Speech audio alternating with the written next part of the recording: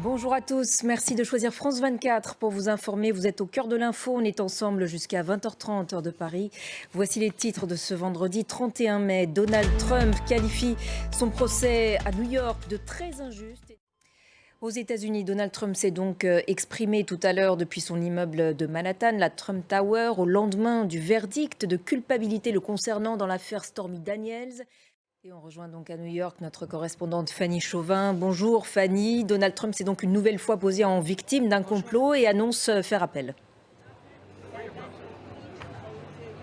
Effectivement, la rhétorique n'a pas changé même après ce verdict. Merci beaucoup Fanny pour ces précisions depuis New York. Fin ce vendredi de la réunion de l'OTAN à Prague. Le secrétaire général de l'organisation l'affirme. L'aide militaire fournie par l'OTAN à Kiev doit atteindre au minimum 40 milliards d'euros par an. Kiev salue par ailleurs un pas en avant après le feu vert américain sous condition concernant l'usage d'armes américaines contre des cibles situées sur le sol russe. Pierre Leduf. Et pendant ce temps, justement, sur le terrain, le bilan de la frappe nocturne menée par la Russie sur Kharkiv s'est alourdi. Au moins 6 morts et 23 blessés. Guerre au Proche-Orient maintenant et ces nouvelles frappes israéliennes meurtrières aujourd'hui du nord au sud de la bande de Gaza.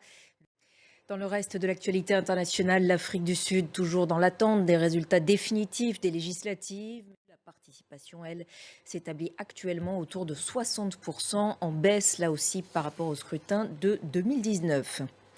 On en vient à cette attaque au couteau en Allemagne. Un homme s'en est pris à des manifestants lors d'un rassemblement d'extrême droite dans la ville de Mannheim, dans le sud-ouest. On y reviendra dans nos prochaines éditions. En Nouvelle-Calédonie, la capitale, Nouméa, repassée en totalité sous le contrôle des forces de l'ordre. C'est ce qu'annonce le ministère de l'Intérieur. 26 barrages ont été détruits, 12 personnes interpellées. D'autres barrages persistent en périphérie et le couvre-feu reste toutefois en vigueur. Laurence Naon, Lorelei Aubry et Gaël Decheverry. Pas été reconnu coupable.